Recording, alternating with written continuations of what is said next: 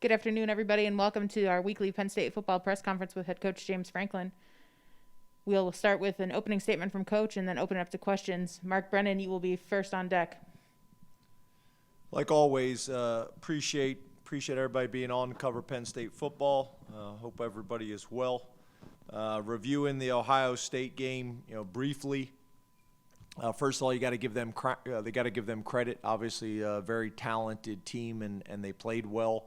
Offensively, I think biggest factor in the game was we were not able to get the running game going, which made us predictable. And the last thing you want to do is be predictable against a talented opponent like that.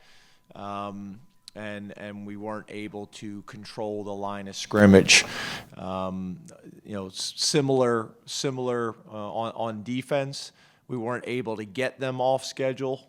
They were comfortable all day long in terms of being able to mix the run and the pass and have success at both and fall forward on tackles. So they just stayed in manageable situations the entire game. So that really hasn't been how we've played them. Although we were able to keep it for most of the game a two-score game.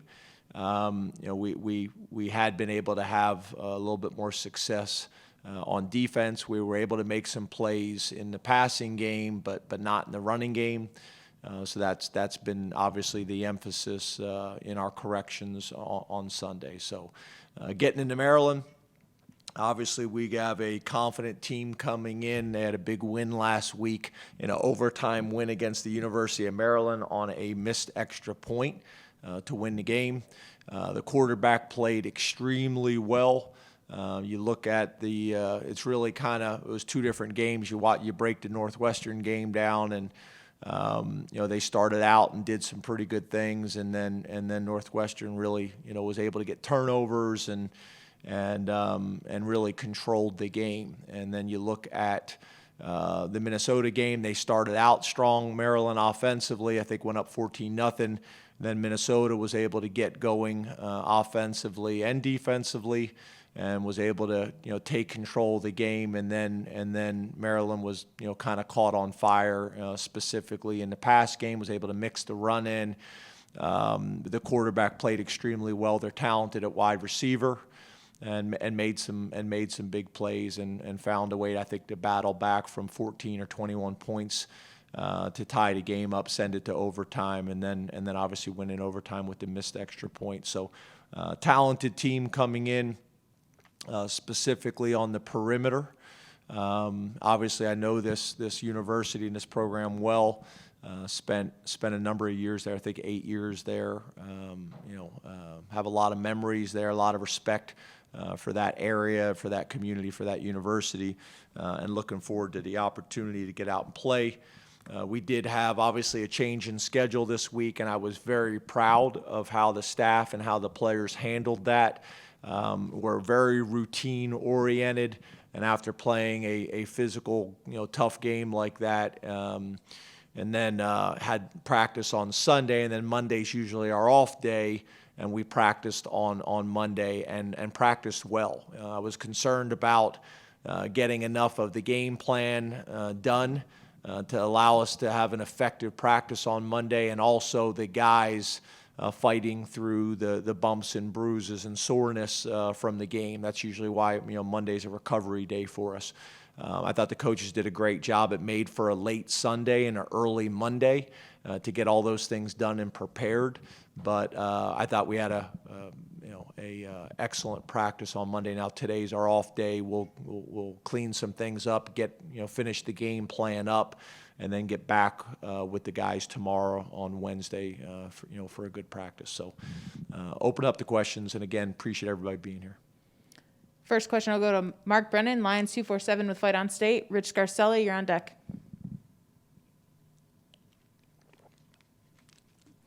Mark?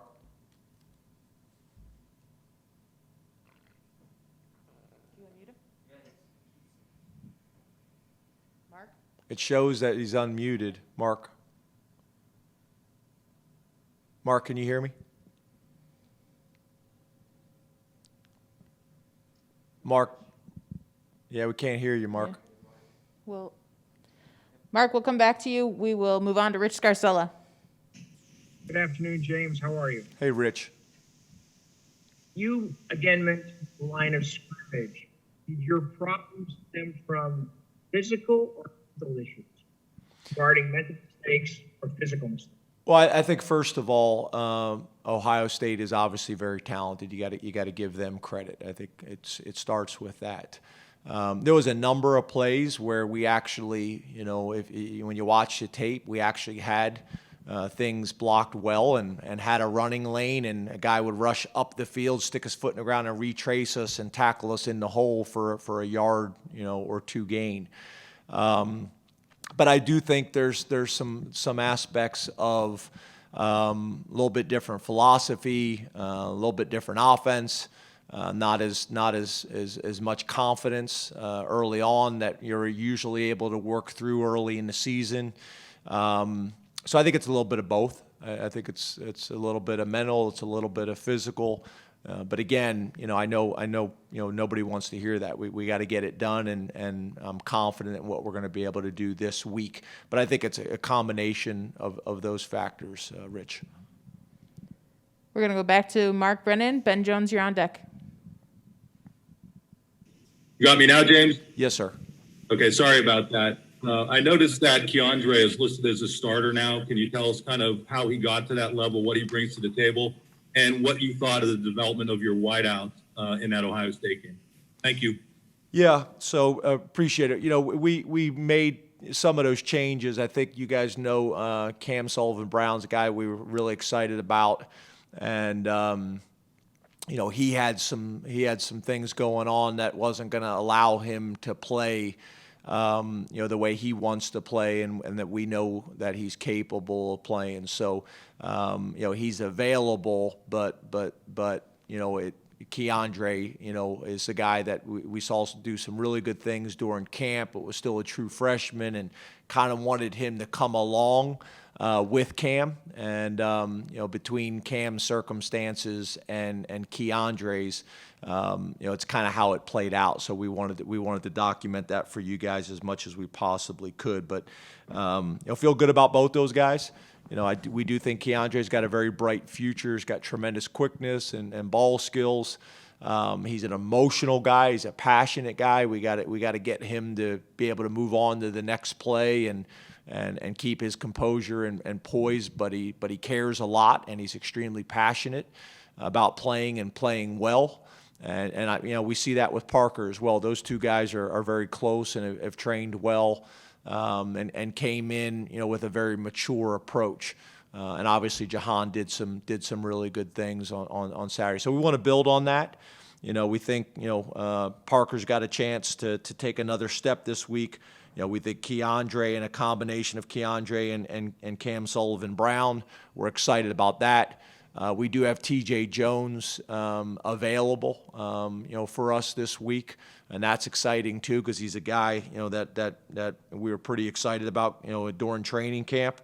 And then obviously Daniel George has played some football for us as well. So we feel like we're getting back to a group of guys that can play and contribute, and we had some circumstances that limited some of their opportunities.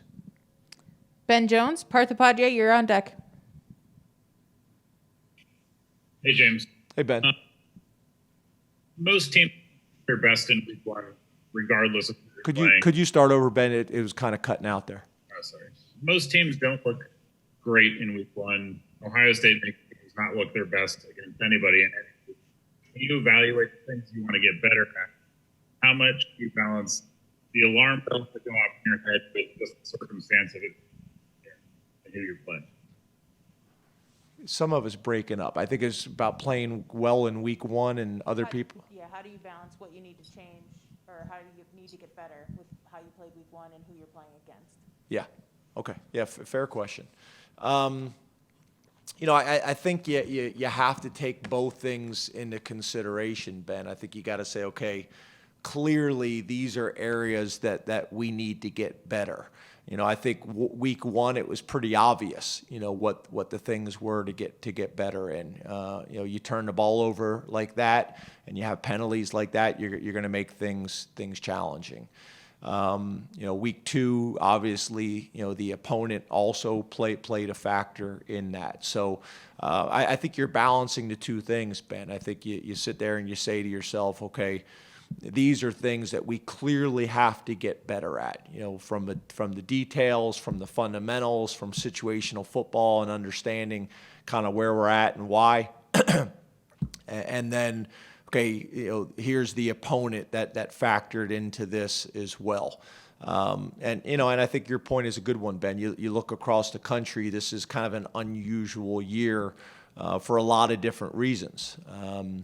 But at the end of the day, this is the situation that we're in. These are the circumstances, and we got to embrace it and make the best of it. But I do think your point is a good one, Ben. You got to look at the complete picture. You got to be honest with yourself. You got to be critical of yourself. You got to identify the areas that you can get better and should get better, and fix those things. And some things are short fixes that you can do immediately, and some are long-term things that you're going to have to approach as well. So for me, Ben, as much as I possibly can, I'm always trying to look at it from both lenses, from a short-term issues that we need to get resolved, and also the big picture and how the whole puzzle fits together. Parth Upadhyay, Center Daily Times, and Corey Geiger, you're on deck. Hey, Coach. Appreciate the time stuff, man. Thank you. You too, Parth. I know, obviously, starting 0 at Penn State is unfamiliar territory for you, unfamiliar territory for your players. How have you seen your veteran leaders handle that adversity? What have they done to make sure the team morale is still staying up in terms of trying to get back on track this week? Whoever's handling this sound, I'm having a hard time hearing it clearly. It's him. It's Parth's internet. Okay. Parth, one more time, but if you could speak as loud as you can. I'm having a hard time picking up all the words when you guys speak. Yeah, I was just saying that I know, obviously, at Penn State, it's unfamiliar territory to go 0-2 to start the season. Last year, y'all won 8 straight, and since you've been here, I think y'all won at least 4 straight to start the year. How have your players kind of handled that? And specifically your veteran leaders, how have they kind of helped keep that team morale up when trying to get back on track this week? Yep, I got you better there. If all of you guys could just speak a little bit louder, that helps. I guess that the first thing I would say, Parth, is I don't know if it's necessarily accurate to compare apples to apples. Typically we're playing a combination of non-conference and conference games. This is a very unusual year, so it's hard to make comparisons because it's just different. But I do understand your point. I don't think I've ever been in this position as a head coach. But our guys have handled it well. For us, we try to correct the problems and not criticize the individual. It's never an attack on an individual. And that's myself, that's the staff, that's the players, that's all of us. Okay, here are the things that we have to get fixed. These are the things that we know that lead to winning. And these are the things that we know that lead to a lack of success. And before you start doing the things and emphasizing the things about winning, you got to eliminate the things that lead towards things that are not successful. You got to eliminate those things. That's what I think week one was. Week two was obviously a different conversation, but I think our guys have taken a very mature approach, obviously disappointed and frustrated and not where we want to be or where we think we should be. But again, there's a fine line to that because you also got to move forward, and I thought in the locker room Saturday night, I've learned over my, I guess it's 10 years now as a head coach. The last thing you want to do is after a loss is start making corrections in the locker room. It's just too raw at that moment. You tell them you love them. You tell them you appreciate them, that we're all in this thing together and we got to stick together during challenging times. And and that on Sunday, we need to make these corrections. And for a lot of us as coaches, it even starts Saturday night. But I thought a couple guys stepped up in the locker room that night and said some really good things to the team. And then, again, I thought on Sunday in meetings and out on practice that our body language and demeanor and our lack of defensive-ness, all of us, I thought was really good, and that led to us to having a good practice on Sunday, and then I thought a good practice yesterday. And I think that's the challenge, is in college football, every season, every game is so meaningful. And in some ways where I think the college football playoff, I think has made college football even more exciting, but it's also, I think, created some challenges. It's very all or nothing with the college football playoff now. I think for the most part, our guys have handled adversity well. Corey Geiger, Nittany Sports Now. Neil Rudell, you're on deck. Hi, James. Hi, Corey. Wearing I voted sticker. Why has voting been such an important aspect for you, for the football program, and today being the Civic Engagement Day? How do you feel about the message that it sends for college athletes to be able to take today off? Yeah. Well, I think a couple things. I think, first of all, that we all have a duty and a responsibility to be active in what's going on in our democracy and in our country. It's a right that we have fought for. It's a right that we have earned. It's something that some people and some countries would love to have. And I think, maybe for a period of time that we took some of those rights for granted. And I also think there's probably an aspect where there's a lot of people that have had opinions on what should be going on in our country, but really had not used their voice. So I think there's been a lot of emphasis over the last couple of years, and specifically this past year, to say, okay, if you want to have a voice, if you want to have opinions, it starts with going and getting involved and taking advantage of your rights. So that's something that I think you've seen in professional sports, and it trickled down to college sports as well. And then when the NCAA and the Big Ten and a lot of these conferences made some decisions like making this an off day, from competition and practice, then I think it magnified it even more, and it led to great discussions and dialogue. And obviously, some of the challenges, that are going on in our country and in our world, probably magnified it as well. So, for us, we wanted to educate our guys. We wanted to create opportunities for them to be engaged. And then, I'm pretty confident that, most of our staff and most of our team went out and voted this morning. I was fortunate to get there early and be able to get in and out before it got busy when I left after voting. It was packed, so I was glad I got there early. I voted over at Good Shepherd Church over there by Grayswood Elementary School, where my daughters went to elementary school. And we got there, I think I was fourth or fifth in line, and then but by the time I left, I was happy I got there early. So, but our guys, I think have been very active, and I'm proud of them, and I'm proud of the approach that the Big Ten has taken with this as well. Neil Rudell, Altoona Mirror. Donnie Collins, you're on deck.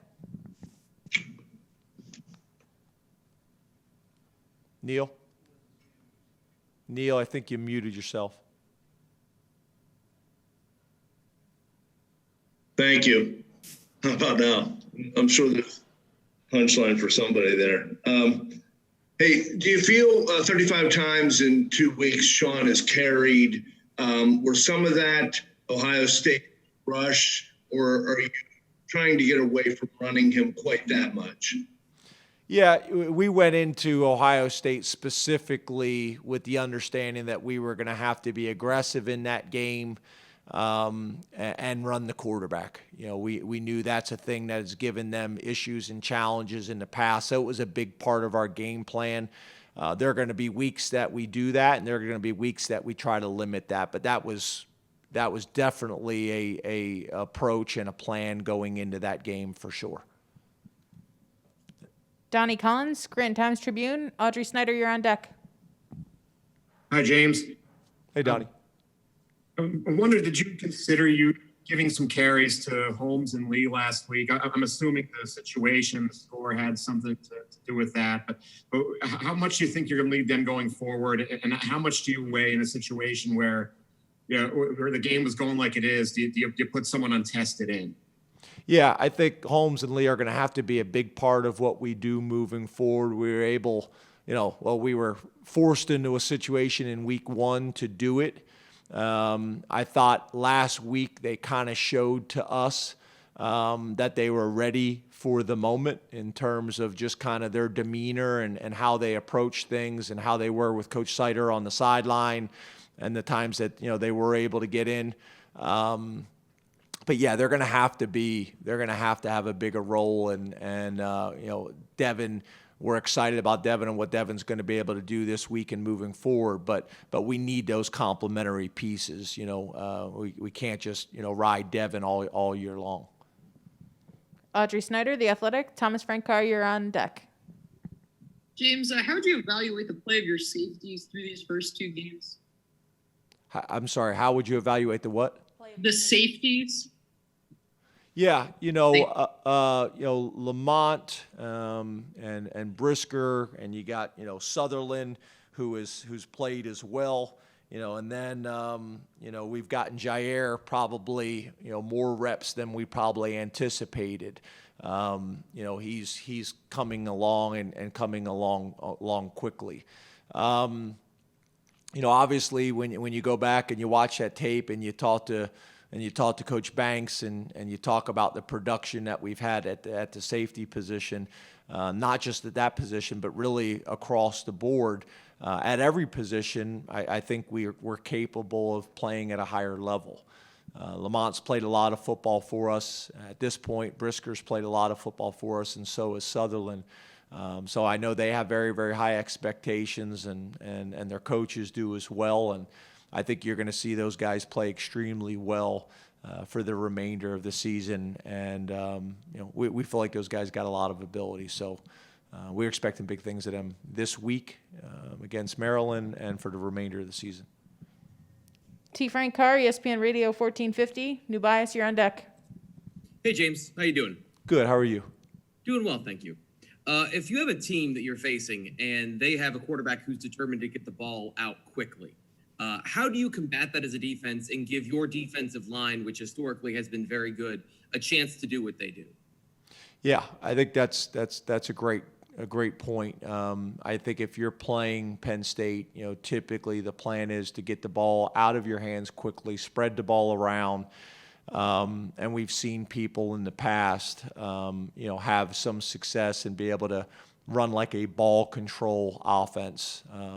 So I think, some of the things that we can do from a coverage perspective, where you're not providing as much access, which is going to force quarterbacks to move on to the second progression or not throw timing routes, is going to force the quarterback to hold on to the ball. Obviously, being able to be,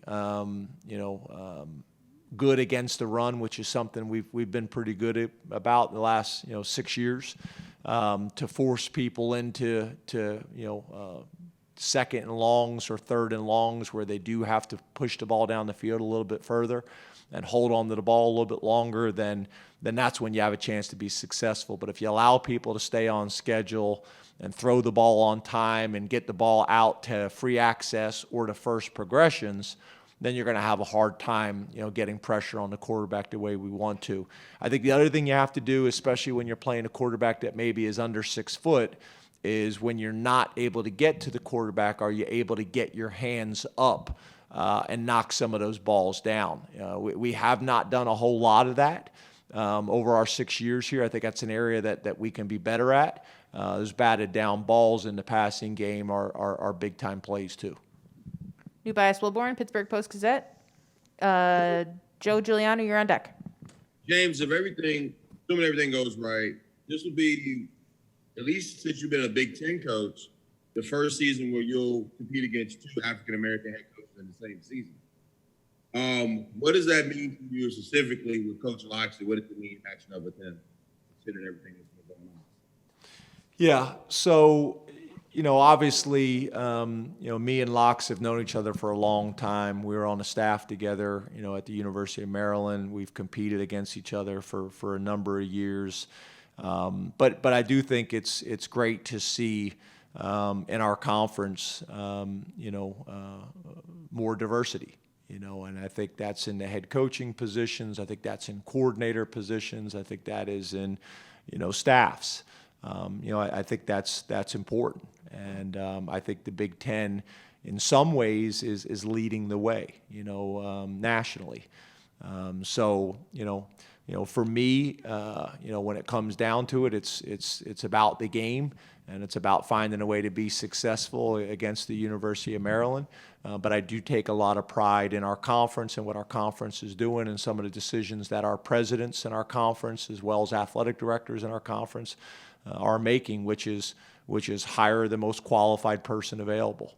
And it's great to see that, obviously, with Coach Tucker as well and Lovey.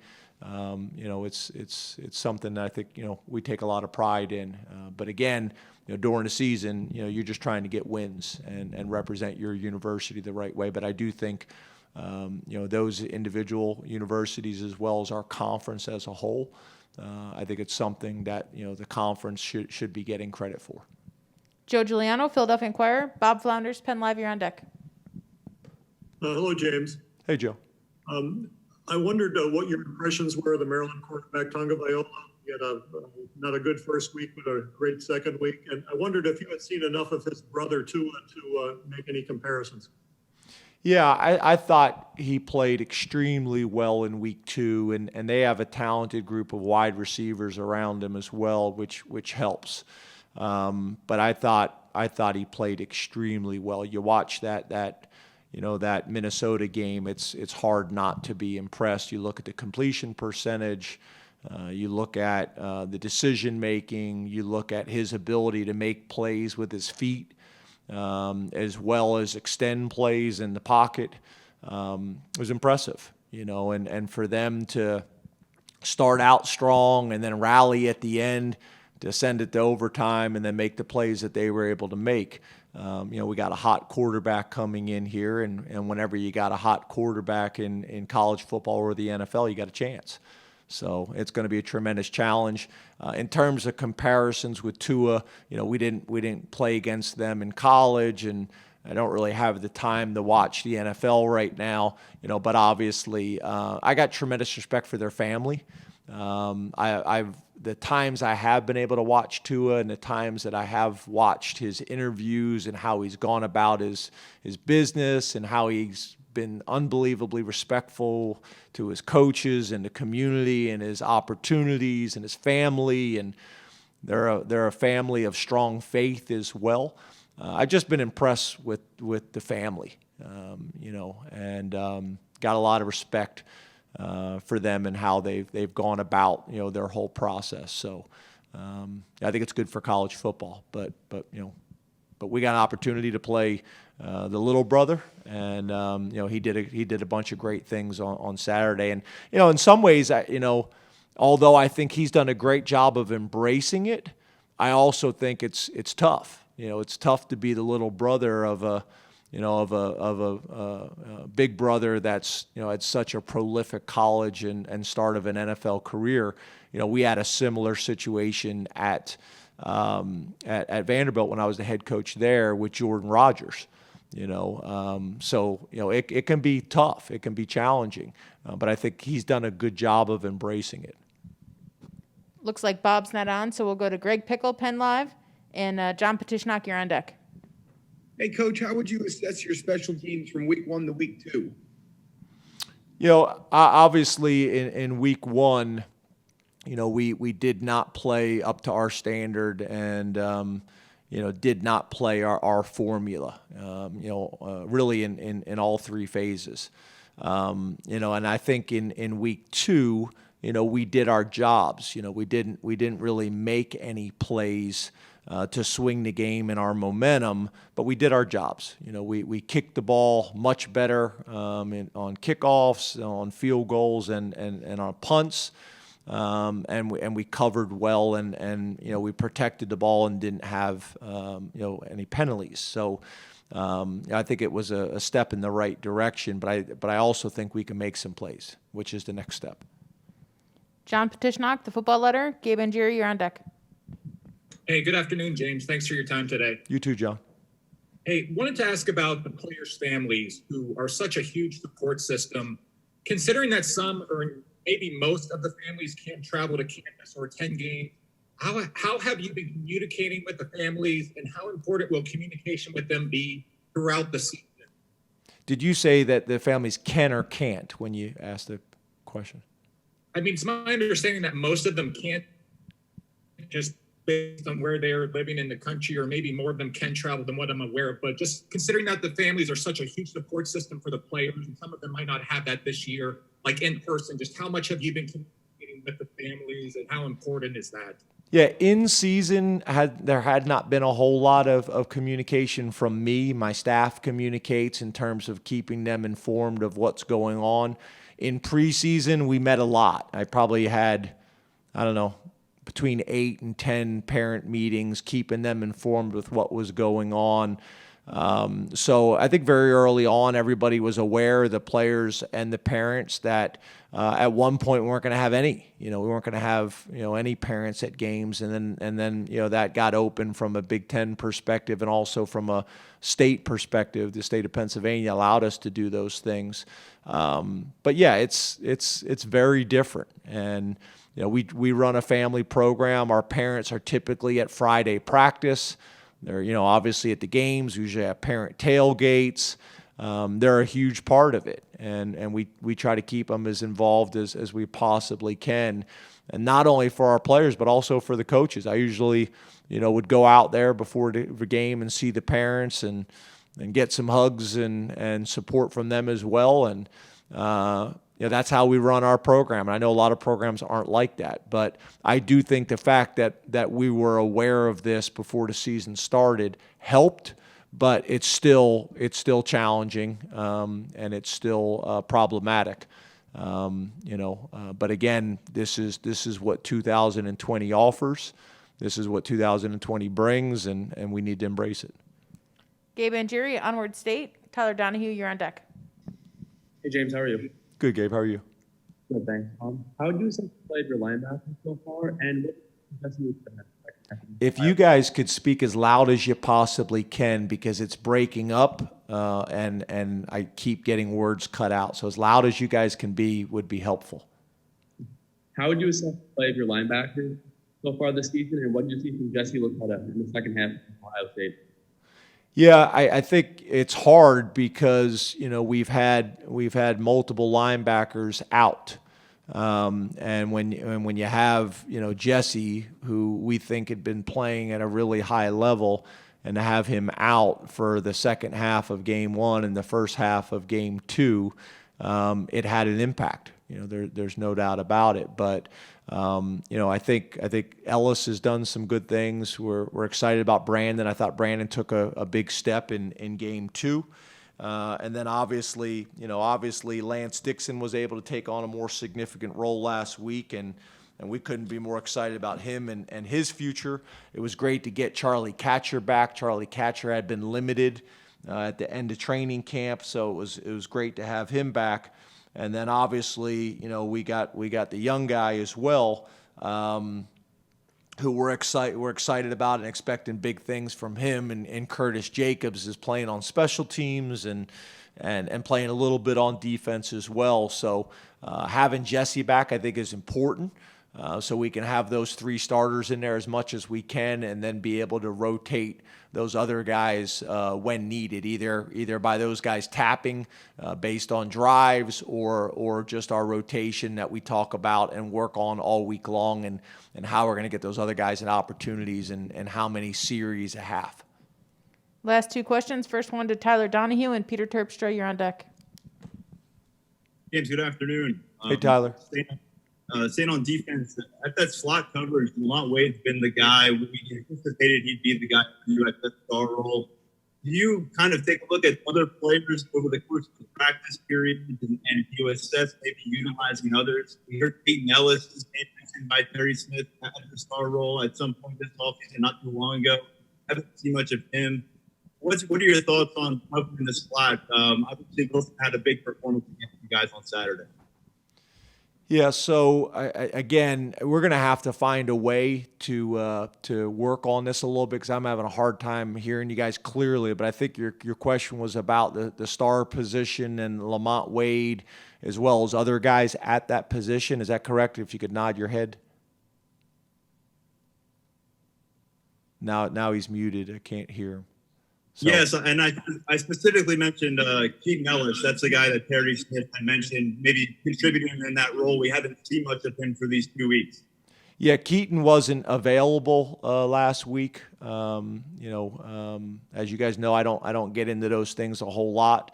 We're hopeful to get him back sooner rather than later. And as you know, he's played a lot of football for us already as a true freshman. So we'd love to get him back.